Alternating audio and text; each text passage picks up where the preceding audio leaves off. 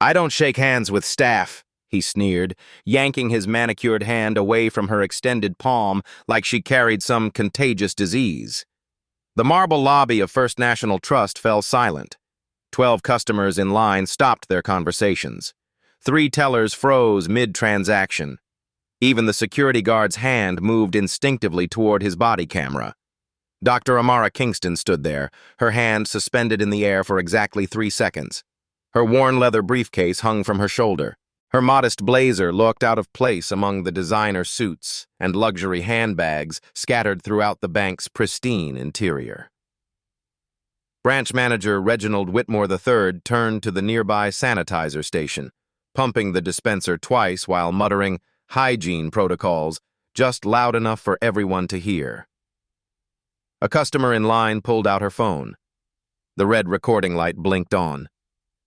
Have you ever been dismissed so completely that strangers started filming? What happened next changed banking forever.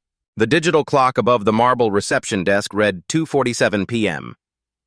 In the corner office, Whitmore's computer screen displayed a calendar reminder: board meeting, 3:35 p.m., Q3 performance review, 47 minutes to showtime. Amara stepped closer to the polished counter, her voice steady despite the eyes now tracking her every movement. "I'd like to schedule a private consultation about portfolio restructuring." Whitmore's perfectly groomed eyebrows shot up. He exchanged a glance with assistant manager Trevor Carlyle, who had materialized beside him like a loyal shadow. Both men wore the same expression, barely concealed amusement wrapped in professional courtesy. "Ma'am," Whitmore's tone dripped with practiced patience, "our wealth management division requires a $500,000 minimum investment. Perhaps you'd be more comfortable at our basic checking counter?" He gestured toward the far end of the lobby where a single teller handled routine transactions. The customer with the phone, a 20-something woman in yoga pants, shifted her angle for a better shot. Her Instagram story already showed 23 viewers. The hashtag #FirstNationalDrama would trend within 8 minutes. Amara didn't flinch. "I understand your minimums. That's exactly why I'm here." Whitmore's laugh was sharp, cutting through the lobby's hushed atmosphere like broken glass. "I appreciate your confidence, but we deal in serious money here. This isn't a community credit union." Behind the teller window, Jasmine Rodriguez felt her stomach clench. She'd worked at First National for 3 years, watching this same scene play out countless times. Different faces, same dismissive script. Her fingers found her phone beneath the counter, quickly typing a message to someone off camera. Security guard Demetrius Johnson repositioned himself near the entrance. 22 years on the force before taking this job, he knew trouble when he smelled it. His hand brushed against his body camera, making sure the device was recording. Amara's briefcase rested against her leg. The side pocket gaped slightly, revealing the corner of something metallic and black. A careful observer might notice the distinctive Centurion logo of an American Express black card, a piece of plastic requiring $10,000 annual fees and invitation-only status. Her phone buzzed. The notification flashed briefly. "Bloomberg Terminal Alert, Market Volatility Update." She glanced at it, then slipped the device back into her jacket. From her blazer pocket, the edge of a boarding pass protruded just enough to show First Class, JFK to Geneva, 8:15 p.m. Whitmore continued his performance, his voice rising slightly. "Look, I don't want to waste your time or mine. Our private banking clients include Fortune 500 executives, pharmaceutical company founders, real estate moguls. These are people who move markets, not follow them." Carlyle nodded vigorously, playing his supporting role to perfection.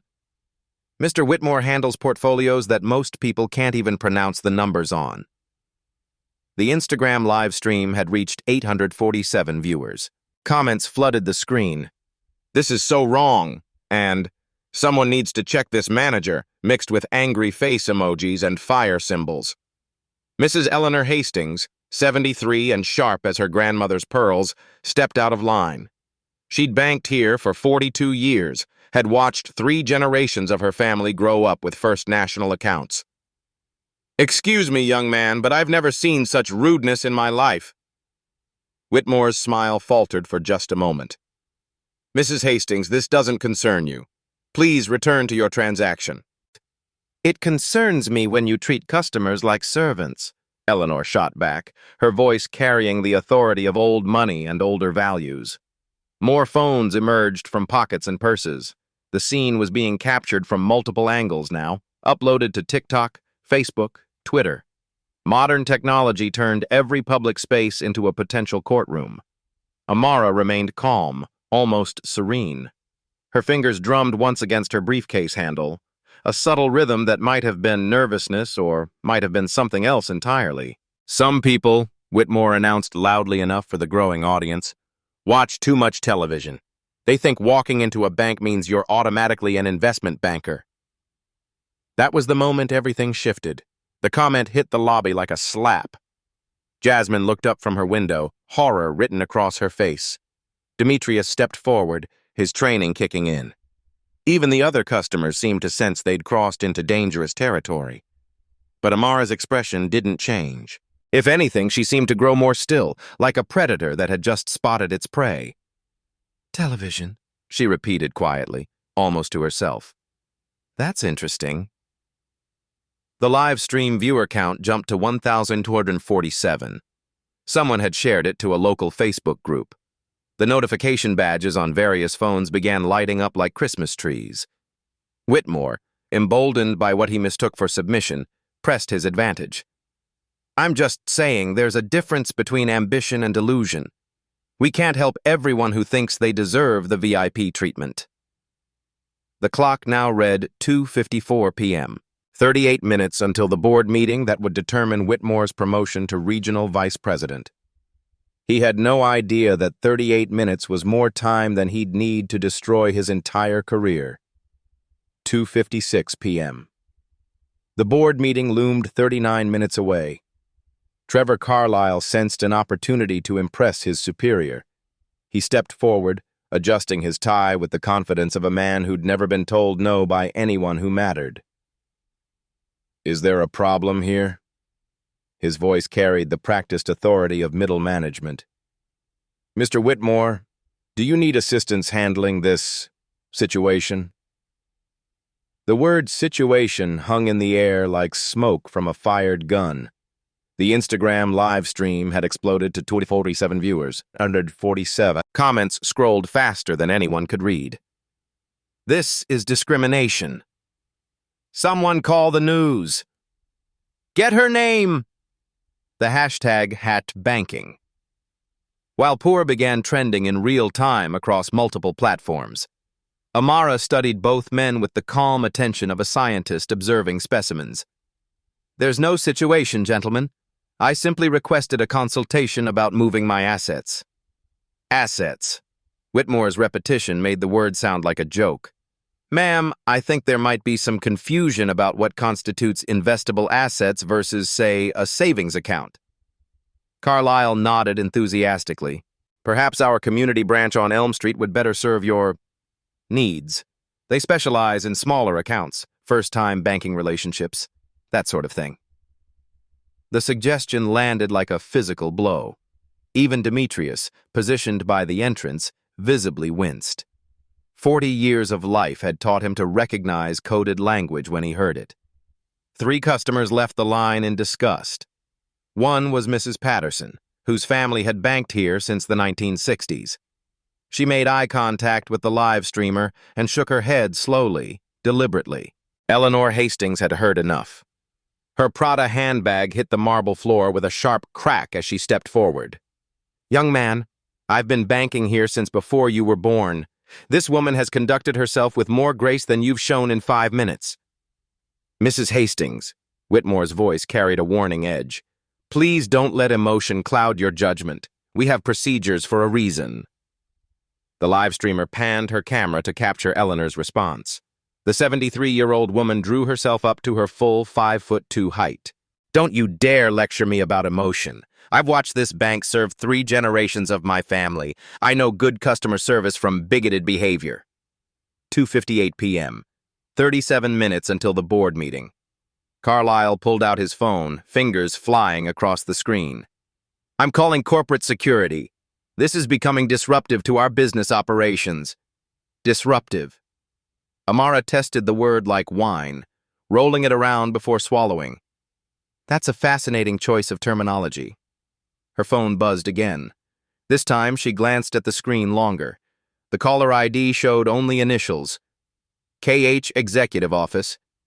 She declined the call with a single tap. Whitmore noticed the gesture. Something about her casual dismissal of what appeared to be an important call struck him as odd. People desperate to impress usually answered every ring. The Google reviews for First National Trust had begun their death spiral. The bank's rating dropped from 4.2 stars to 3.1 in the span of 6 minutes. Corporate would notice the algorithmic alert within the hour. Jasmine finished helping her customer and approached the group. 3 years of watching similar scenes had finally pushed her past her breaking point. "Mr. Whitmore, maybe we should—" "Jasmine, return to your station immediately." Whitmore's command cracked like a whip. "This doesn't concern teller staff." The live streamer caught Jasmine's face perfectly. The young woman's expression shifted from concern to resignation to something harder. Something that recognized injustice and refused to accept it quietly. "Actually," Jasmine said, her voice steady despite her trembling hands, "it concerns all of us." The lobby had become a theater. Customers pretended to check their phones while recording everything. The ancient security camera in the corner captured angles that would later become evidence. Social media turned witnesses into broadcasters, transforming a local incident into a national conversation. Demetrius stepped closer to the group. 22 years of police work had taught him to recognize the moment when situations crossed lines. His body camera recorded everything, a digital witness that couldn't be intimidated or silenced. "Ma'am," he addressed Amara with professional courtesy, "I'm sorry, but I have to ask you to either conduct your business or leave the premises. Bank policy." Amara turned to face him fully. Up close, Demetrius noticed details that distance had hidden. Her blazer, while modest, showed expert tailoring. Her shoes were Italian leather, worn but expensive. Her briefcase bore the subtle logo of a Swiss manufacturer that catered to executives and diplomats. "Of course, officer. But first, may I make one phone call?" The question was perfectly reasonable. Public spaces, constitutional rights, basic human dignity, all supported her request. But something in her tone suggested this wouldn't be a call to a lawyer or a complaint hotline. Whitmore's laugh echoed off the marble walls. "This isn't customer service theater, lady. We have actual clients waiting." He gestured toward the remaining customers in line. 2 pharmaceutical executives, a real estate developer, and a tech startup founder who'd been featured in Forbes last month. People whose time actually mattered, whose money moved markets, whose respect could advance careers. "I understand completely," Amara replied, sliding her phone from her jacket pocket. "Time is money, especially when you're losing $127 million per minute." The number landed in the lobby like a grenade with the pin pulled. $127 million per minute. Whitmore's laugh died in his throat. Carlyle's fingers froze above his phone screen. Even Eleanor stopped mid-gesture, her hand suspended halfway to her pearls. 3:02 p.m. 33 minutes until the board meeting that would determine whether Reginald Whitmore III became regional vice president or remained a small-town branch manager. The live stream had reached 8,734 viewers. Comments exploded with speculation. Did she say 127 million? What company is she? This is getting crazy. Amara's finger hovered over a contact labeled simply Office. Her thumb moved toward the call button with the deliberate precision of someone about to detonate a very carefully placed explosive. The marble lobby of First National Trust had become ground zero for something much larger than a customer service dispute. Money, power, dignity, and justice were about to collide in ways that would reshape not just one bank, but an entire industry's understanding of who deserved respect. And in 33 minutes, Reginald Whitmore III would discover that some conversations change everything. Amara's thumb touched the screen. The phone rang once before a crisp voice answered. "Kingston Holdings Executive Office." The words carried clearly through the lobby's marble acoustics. Whitmore continued his dismissive commentary about customer service theater, but Carlyle's face had begun to change. Something about that company name tugged at the edges of his memory. "This is Dr. Kingston," Amara spoke quietly, almost conversationally. "Please initiate Protocol 7, authorization code Omega 97. Immediately, Dr. Kingston. Shall I conference in legal?" "Not yet. I'm having an interesting conversation about customer service standards. I'll call back in 5 minutes." She ended the call and slipped the phone back into her jacket.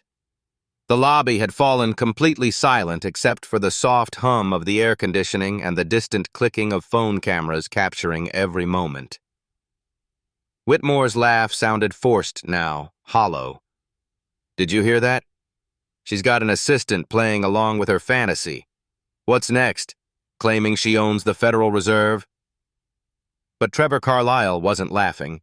His fingers moved frantically across his phone screen, typing Kingston Holdings into Google. The search results loaded, and the color drained from his face like water from a broken dam. Kingston Holdings, $8.7 billion asset management firm. His hands trembled as he scrolled through the results. Forbes profile, Wall Street Journal interviews, Bloomberg terminal listings. And there, in a 6-month-old photograph from the Institutional Investor Award ceremony, stood Dr. Amara Kingston, accepting an award for Excellence in Fiduciary Management. The same woman who stood 3 feet away, watching him with patient curiosity. "Mr. Whitmore," Carlyle's voice came out as a whisper. "You need to see this." But Whitmore was committed to his performance now, playing to an audience that included 12,847 live-stream viewers and growing. "I don't need to see anything except this person leaving our premises. Some people will go to incredible lengths to—" His phone rang. The caller ID made his blood freeze. "Margaret Chen, bank president." Whitmore stared at the screen. President Chen never called branch managers directly. Never. The chain of command at First National ran through 3 layers of regional management before reaching her office. "Answer it," Carlyle hissed, shoving his phone screen toward Whitmore's face. "Look at this. Look at this." Whitmore's eyes focused on Carlyle's screen. The Forbes article headline read, "Dr. Amara Kingston, the quiet power behind $8.7 billion in institutional investments." Below it, a subtitle, "How a former MIT professor built one of the nation's most influential asset management firms." The phone continued ringing. 16,000 people watched the live stream. Amara stood perfectly still, her expression unreadable. Whitmore answered on the 4th ring. "President Chen, whatever is happening in your branch right now, fix it, immediately." Chen's voice cut through the line like surgical steel. "I have 6 board members asking me why our largest institutional partner is trending on social media in connection with discrimination claims." The words hung in the air like toxic gas. Largest institutional partner. "I don't understand," Whitmore stammered. "We don't have any—" "Dr. Amara Kingston, you absolute fool. $3.2 billion in managed assets. Pension funds, municipal bonds, private equity stakes. She's sitting in your lobby being live-streamed to 20,000 people while you treat her like—" Chen's words became a distant buzzing in Whitmore's ears. The phone slipped from his nerveless fingers, clattering against the marble floor. Amara bent gracefully and picked up the device. "President Chen, this is Amara Kingston. How lovely to hear from you. Dr. Kingston, I am mortified. Please tell me we can discuss this privately. The Geneva meeting is still on schedule?" Geneva was always flexible, Margaret, but this conversation has been quite educational. Amara handed the phone back to Whitmore, whose face had turned the color of old newspaper. Around the lobby, customers held their breath. Jasmine covered her mouth with both hands. Even Demetrius had stopped pretending to patrol and stood frozen near the entrance. The live stream had exploded to 23,891 viewers. Had banking dignity began trending nationally. Local news stations monitoring social media flagged the story for their evening broadcasts. "Protocol 7, Carlyle whispered, finally understanding. "What's Protocol 7? Amara's smile was gentle, almost maternal. "Fiduciary withdrawal protocols. When institutional relationships terminate due to ethical violations." She opened her briefcase for the first time. Inside, nestled in custom leather slots, were documents bearing official seals and signatures. Legal papers that could move mountains of money with a few keystrokes. "Your bank manages $127 billion in total assets," she continued, her voice never rising above conversational level. "My firm controls $3.2 billion of that through various investment vehicles." The mathematics were simple, brutal, and devastating. Pension fund management, $847 million. Municipal bond portfolios, $1.1 billion. Private equity stakes in 17 companies, $1.3 billion.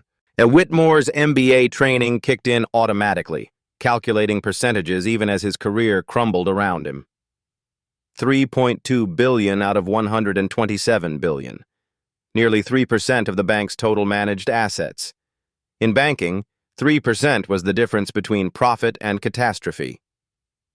"Our institutional agreement," Amara continued, pulling a thick document from her briefcase, "includes Clause 47B, immediate withdrawal rights for discriminatory practices, breach of fiduciary duty, or failure to maintain dignity standards."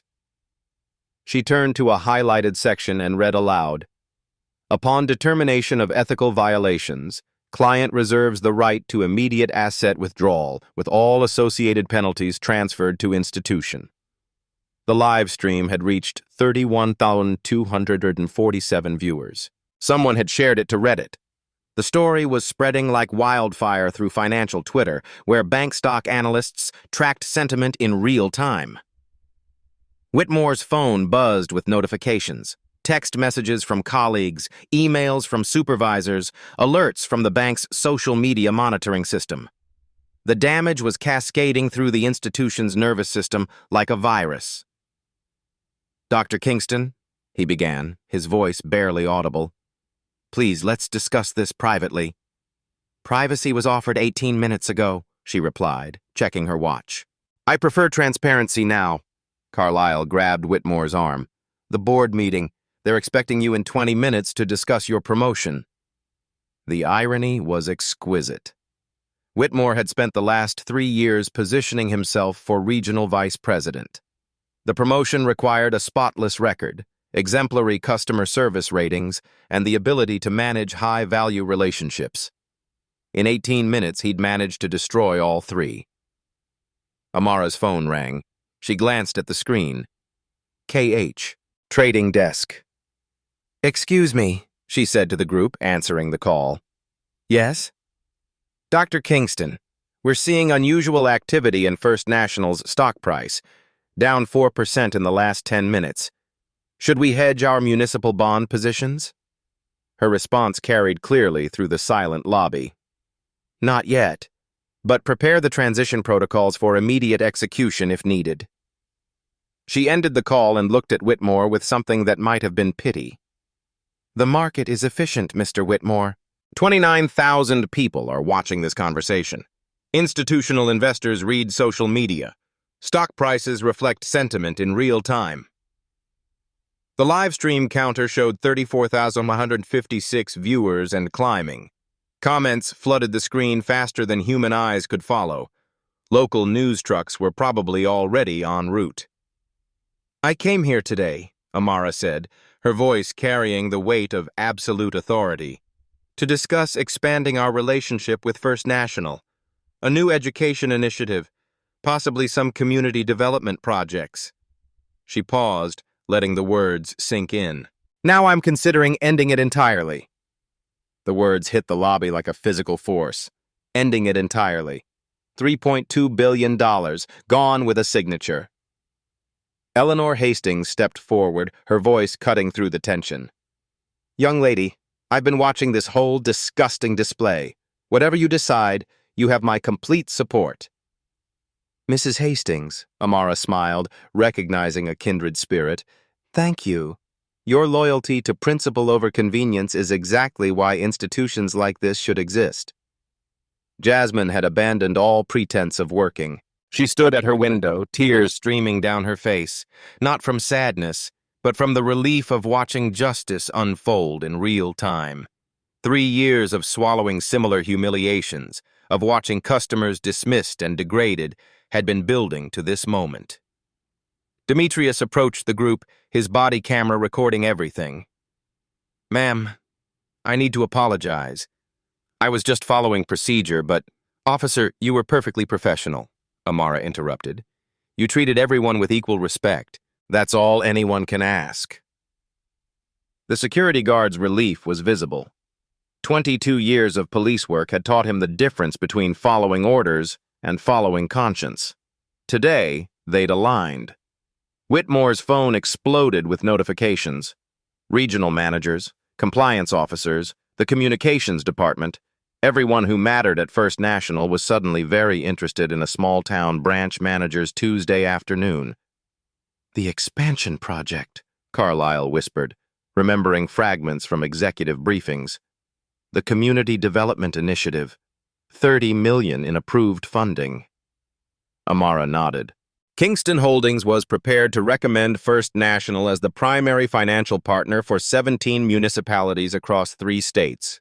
Infrastructure improvements, education funding, small business development. She pulled another document from her briefcase. "The preliminary agreements are already drafted. $2.3 billion in municipal bond financing over the next 5 years. The mathematics were staggering. Not just the immediate $3.2 billion withdrawal, but the loss of future business that dwarfed even those numbers. Whitmore's legs felt weak. He gripped the marble counter for support, watching his career dissolve in real time. The board meeting was now 17 minutes away. The same meeting where he'd expected to receive confirmation of his promotion to regional vice president. "Dr. Kingston," he managed, his voice barely a whisper. "I made a terrible mistake. Please, there must be some way to—" "Mistake." She tested the word like a prosecutor examining evidence. "That's an interesting characterization." The live stream had reached 41,203 viewers. Kingston Banking was trending alongside Hat Banking Dignity. Financial journalists monitoring social media had begun reaching out to their banking industry contacts, sensing a story that went far beyond one discriminatory encounter. Amara's phone buzzed with a text message. She glanced at it. "Legal team standing by. Securities Division monitoring market impact. Awaiting instructions." "Mr. Whitmore, Mr. Carlyle," she said, her tone shifting to something harder, more final. "I want you to understand something clearly. This isn't about money. Money is just a tool." She gestured toward the live stream, the watching customers, the broader audience now paying attention. "This is about dignity, about the assumption that respect is earned through bank statements rather than basic humanity, about the casual cruelty that happens when people think there are no consequences." Her briefcase held one more document. She pulled it out slowly, deliberately. The heading read, "Asset Withdrawal Authorization, Immediate Execution Protocol." The signature lines were already prepared. Her name, the date, witness requirements, everything needed to transfer $3.2 billion away from First National Trust with a few pen strokes. "I built Kingston Holdings from nothing," Amara continued, her voice carrying the weight of absolute conviction. "No family money, no inherited connections, just intelligence, persistence, and the belief that respect shouldn't be rationed based on appearance." The lobby had become a classroom, and everyone was learning. "Every month, my firm processes over $800 million in transactions. We manage pension funds for teachers, infrastructure bonds for cities, investment portfolios for institutions that serve communities exactly like this one." She looked directly at Whitmore, holding his gaze until he couldn't look away. What you showed me today, the assumption, the dismissal, the casual cruelty, that represents everything wrong with an industry that's supposed to serve people, not judge them. The live stream counter hit 47,891 viewers. Someone had cross-posted to LinkedIn, where financial professionals were sharing and commenting in real time. The story was breaking beyond social media into the formal networks where careers were built and destroyed. "So here's what's going to happen," Amara said, her voice calm as still water before a storm. "I'm going to give you exactly 5 minutes to convince me that First National Trust deserves to keep managing $3.2 billion in institutional assets." She checked her watch. "Starting now." The silence that followed was deafening. 47,000 people watched and waited. In 17 minutes, Whitmore was supposed to walk into a boardroom and accept a promotion that would define the rest of his career. Instead, he stood in his own lobby, watching everything he'd worked for hang by the thinnest possible thread, the grace of a woman he'd dismissed as unworthy of basic human decency. The clock above the reception desk read 3:18 p.m. Time was running out. 5 minutes. 300 seconds to salvage a career, a reputation, and $3.2 billion in institutional assets. Whitmore's mouth opened and closed like a fish drowning in air.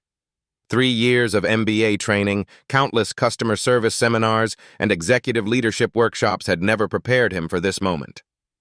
"Dr. Kingston," he began, his voice cracking slightly, I sincerely apologize for my unprofessional behavior." "There's no excuse for—" 4 minutes, 50 seconds, Amara interrupted, consulting her watch with the precision of a bomb disposal expert monitoring a countdown.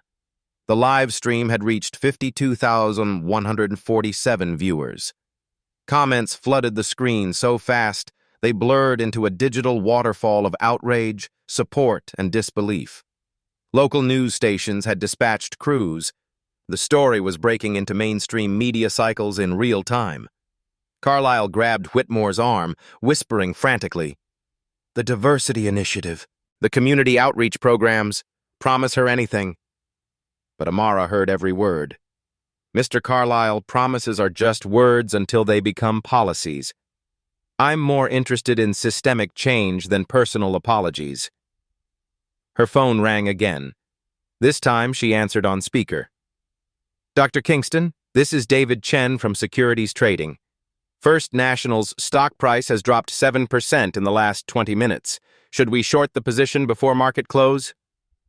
The question landed in the lobby like a financial neutron bomb. Shorting the stock would be both profitable and devastating, betting against the bank while simultaneously destroying its market value. "Not yet, David, but prepare the paperwork." She ended the call and looked at Whitmore with clinical interest. 4 minutes, 20 seconds. Eleanor Hastings stepped closer to the group. "Young man, I've been a customer here for 42 years. My family has trusted this bank through 3 generations. If you lose Dr. Kingston's business because of your prejudice, you'll lose mine too, Mrs. Hastings," Whitmore pleaded. "Please don't let emotions—" "Emotions?" Eleanor's voice could have cut diamond. "I'm talking about economics. If she pulls $3 billion, what happens to our interest rates? Our service quality? Our branch locations?" The mathematics were brutal and immediate. Banks operated on razor-thin margins.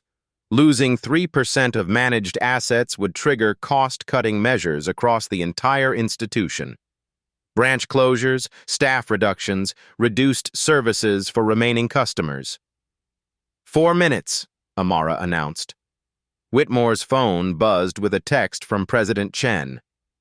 "Emergency board meeting moved to 3:25 p.m. Your attendance mandatory. Fix this now."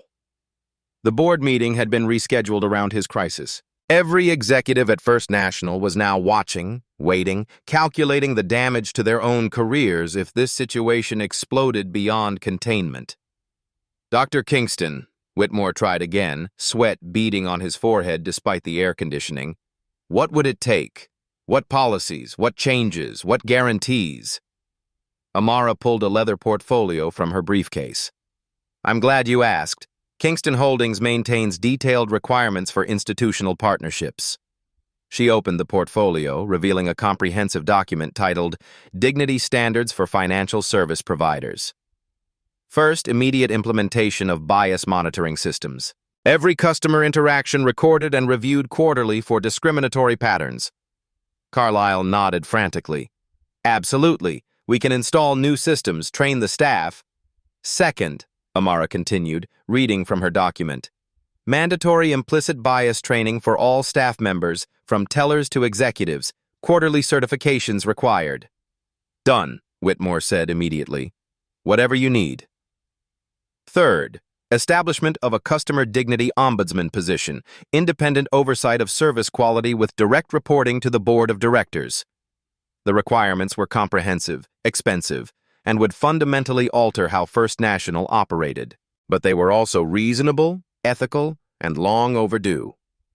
3 minutes, 30 seconds. The live stream had reached 63,891 viewers. Had banking reform was trending alongside the original hashtags. Financial industry analysts were publishing real-time commentary on LinkedIn and Twitter, discussing the broader implications for banking regulation and corporate accountability. Fourth, Amara read, community investment requirements, annual commitments to underserved neighborhoods, minority-owned businesses, and educational initiatives. She looked up from the document. $2.3 million annually for 10 years. Administered through independent oversight to ensure proper allocation.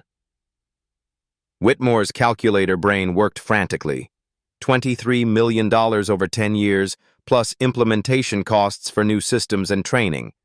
Expensive, but manageable compared to losing $3.2 billion in assets. Yes, he said immediately. All of it. Every requirement. Mr. Whitmore, Amara's voice carried a note of skepticism. You're agreeing to fundamental changes in your institution's operating procedures. Do you have the authority to make such commitments? The question exposed the core problem. Branch managers didn't restructure corporate policies. Regional vice presidents had limited influence over system-wide changes. Only the board of directors could authorize the comprehensive reforms Amara demanded. 3 minutes. Whitmore's phone rang. President Chen again. Answer it, Amara suggested. On speaker. Whitmore's hand trembled as he accepted the call and activated the speaker function. Whitmore, tell me you've resolved this situation. Chen's voice filled the lobby. President Chen, Amara interjected before Whitmore could respond. This is Dr. Kingston. We're discussing implementation of comprehensive dignity standards across your institution. Dr. Kingston, I'm mortified by what happened. Whatever you need, whatever changes are required, I need systemic reform, not superficial apologies. Your branch manager has agreed to my requirements, but lacks the authority to implement them. The silence stretched for 10 seconds. President Chen was calculating the same mathematics that had terrified Whitmore. $3.2 billion in immediate losses, plus $5.5 billion in future business, versus the cost of comprehensive policy reform. What are your specific requirements? Chen asked. Amara read through her list again, her voice steady and professional. Bias monitoring systems, mandatory training, independent oversight, community investment requirements. These changes would cost approximately $4.7 million in the first year, Chen calculated aloud, and roughly $2.5 million annually thereafter. Compared to losing $3.2 billion immediately, Amara replied, plus forfeiting $5.5 billion in projected municipal bond business. The mathematics spoke for themselves. $8.7 billion in potential losses versus $35 million in reform costs over 10 years. 2 minutes. Dr. Kingston, Chen's voice carried the weight of executive decision-making. I'm authorizing immediate implementation of your requirements. Full board approval by Friday. In writing, Amara specified. Signed agreements with specific timelines and measurable benchmarks. Absolutely. Legal will draft the documents this afternoon.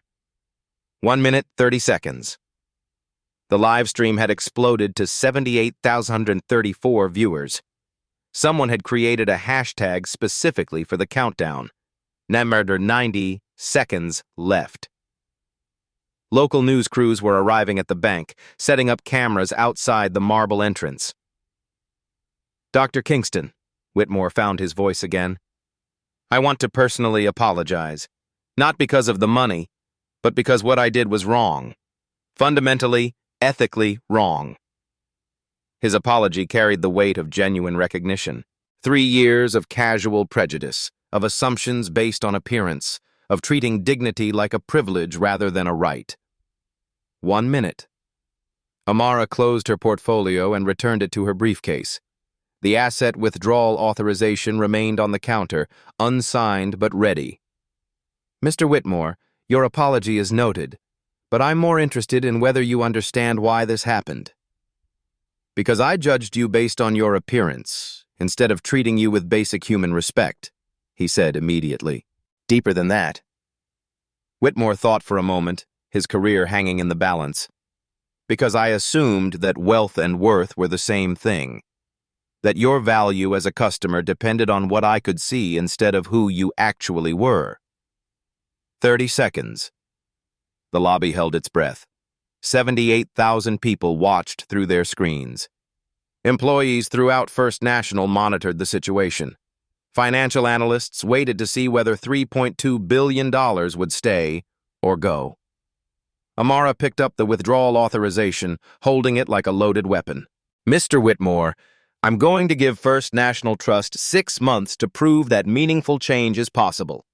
But I'm also going to be watching very carefully." She tore the withdrawal authorization in half. The lobby erupted in spontaneous applause. Even some of the live stream viewers were cheering in their comments. Jasmine wiped tears from her eyes. Eleanor Hastings smiled with satisfaction. "Time," Amara announced, checking her watch. $3.2 billion had just been saved by a combination of genuine remorse, comprehensive reform commitments, and the recognition that dignity wasn't negotiable. The marble lobby had transformed from a battlefield into something resembling a courtroom where justice had actually been served. The live stream, now approaching 89,000 viewers, captured every moment of what would become a defining case study in corporate accountability. Within 2 hours, the consequences began cascading through First National Trust with surgical precision. President Chen's voice crackled through Whitmore's phone one final time. "Mr. Whitmore, you're suspended pending a full investigation. Report to Human Resources at 9 a.m. tomorrow. Mr. Carlisle will assume temporary branch management duties." The words landed with the finality of a judge's gavel. 3 years of building toward regional vice president, destroyed in 18 minutes of discriminatory behavior broadcast to nearly 90,000 witnesses. Carlisle stepped forward, his face pale but determined. "Dr. Kingston, I want to personally ensure that every commitment made today is honored. You have my word." "Mr. Carlisle," Amara replied, "I appreciate your intention, but I'm more interested in systems than promises. Words change with personnel. Policies endure." That evening, President Chen appeared on a hastily arranged live stream from the bank's corporate headquarters. The backdrop showed First National's logo alongside their newly drafted Customer Dignity Charter. "This afternoon, our institution failed one of our most valued partners," Chen announced to an audience of over 200,000 viewers across multiple platforms. "Dr. Amara Kingston deserved our respect and received our prejudice. This ends today." The statement was precise, unequivocal, and legally vetted. No corporate doublespeak, no deflection of responsibility. Just institutional acknowledgement of failure and commitment to change. Within 36 hours, the concrete reforms began implementation. The Customer Dignity Monitoring System launched with German engineering precision. Every interaction in every branch would be recorded, analyzed, and scored for bias indicators. Quarterly reports would track patterns, identify problems, and measure improvement across demographic categories. Jasmine Rodriguez received an unexpected promotion to branch manager, effective immediately. Her 3 years of witnessing discrimination had qualified her uniquely to prevent it. Her first directive, mandatory bias interruption training for every employee, including executives. If you see it happening, you stop it, became the new institutional standard. No exceptions, no excuses, no career considerations that outweighed basic human dignity. The Community Investment Initiative received its first funding within a week, $2.3 million earmarked for underserved neighborhoods, minority-owned businesses, and educational programs. Not charity, but investment in communities that banks had traditionally overlooked. Mrs. Eleanor Hastings accepted an invitation to join Kingston Holdings' Community Advisory Board, bringing 4 decades of banking experience and zero tolerance for institutional prejudice. Her first recommendation: mystery shopper programs specifically designed to test discrimination responses. The ripple effects spread beyond First National with surprising speed. 47 other banks across 6 states implemented similar dignity standards within 3 months. The American Banking Association created new discrimination reporting protocols. Federal regulators cited the First National case in updated guidance documents. Not revolution, but evolution. The kind of systematic change that happens when economic pressure aligns with moral imperative. Demetrius Johnson received formal commendation for his professional conduct during the incident. His body camera footage became training material for security personnel across the banking industry. Sometimes doing your job correctly means everything when everyone else is failing theirs. The live stream video, edited into a 12-minute highlight reel, garnered 3.7 million views across all platforms. Comments ranged from applause to analysis to personal stories of similar discrimination. The conversation had grown beyond banking into broader questions about dignity, respect, and institutional accountability. Banking dignity became more than a hashtag. It evolved into a movement demanding service equality regardless of appearance, accent, or assumptions about wealth. 3 months later, Reginald Whitmore III published a LinkedIn article titled, "The Day I Lost Everything and Found My Conscience." The post went viral among business professionals, generating discussions about implicit bias, customer service, and the true cost of discrimination.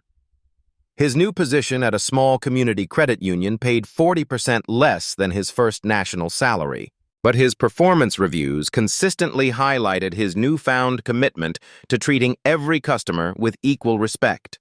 Humility, it turned out, was an excellent teacher. The intellectual victory resonated far beyond financial statements. Amara had chosen transformation over punishment, systemic change over personal revenge. The approach proved more powerful than any lawsuit, more lasting than any settlement. First National's customer satisfaction scores increased 34% within 6 months. Minority business banking relationships grew by 180%. The institution discovered that dignity was not just morally right, it was financially profitable. Dr. Amara Kingston never mentioned the incident in subsequent interviews.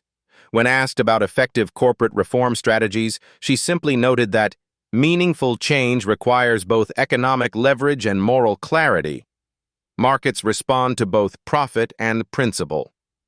The most profound transformation was cultural rather than procedural. Banking, while black, brown, young, old, or apparently poor, became safer across an entire industry. Not perfect, but measurably better. Sometimes the quietest revolutions create the loudest change. 6 months after that transformative Tuesday afternoon, Dr. Amara Kingston returned to First National Trust. Not as a wronged customer seeking justice, but as a partner reviewing progress on the dignity initiatives her courage had sparked. The same marble lobby gleamed under afternoon sunlight, but everything else had changed. Digital displays showed real-time customer satisfaction scores. Training certificates hung beside employee photos. A prominent plaque announced the Customer Dignity Charter in 3 languages. Jasmine Rodriguez, now branch manager, greeted her personally. "Dr. Kingston, welcome back. How can we serve you today?" The question carried weight beyond courtesy. Every interaction was monitored, measured, and improved. The systems Amara had demanded were working, transforming not just policies, but hearts. "I'm here to review our community investment quarterly reports," Amara replied, setting her briefcase on the same counter where discrimination had once flourished. The lobby buzzed with diverse customers receiving identical respect. Elderly immigrants, young entrepreneurs, families opening first accounts, all treated with the dignity that should have been standard decades earlier. These touching stories of financial inclusion represented real-life stories of institutional transformation. The original live stream video had become a case study in business schools, law programs, and corporate training seminars. Students analyzed the economic leverage, legal implications, and moral courage that created systemic change. Black stories like Amara's inspired similar stands across industries.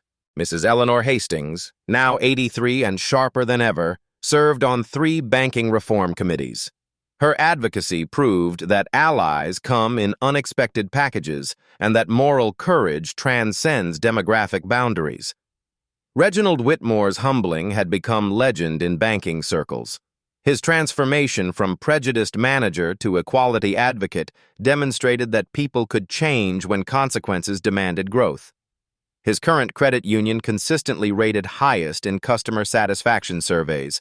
The $3.2 billion that almost walked away remained invested through Kingston Holdings, generating steady returns while funding community development projects across 17 states. Money with a mission, capital with conscience. First National's stock price had recovered completely, then climbed to record highs. Treating customers with dignity proved profitable beyond anyone's projections. Respect was good business, and good business created better communities. The customer dignity movement had spread internationally.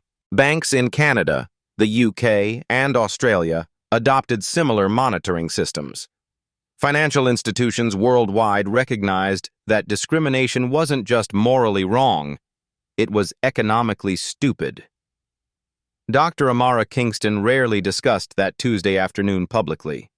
When pressed for commentary, she simply observed, "Dignity isn't negotiable. Respect shouldn't require credentials. And sometimes the most powerful response to injustice is refusing to accept it as normal." Her life stories continued focusing on education, investment, and institutional reform. The banking incident represented just one chapter in a larger narrative about using privilege to create opportunity for others. The real victory wasn't the money that stayed invested or the policies that changed. It was the cultural shift that made discrimination riskier than respect, prejudice more expensive than equity. Every customer who entered First National, or the 127 other institutions that adopted similar reforms, benefited from 18 minutes of live-streamed courage that refused to accept business as usual. Your turn to make change happen. Have you witnessed workplace discrimination that needs addressing? Share your own real-life stories in the comments below. Which companies in your community need to learn this lesson next? Your voice matters in creating the dignity every person deserves. Tag 3 people who need to see how quiet power changes loud injustice. Subscribe for more stories proving that one person's courage can transform entire industries. Because sometimes the most important banking transaction isn't about money, it's about respect.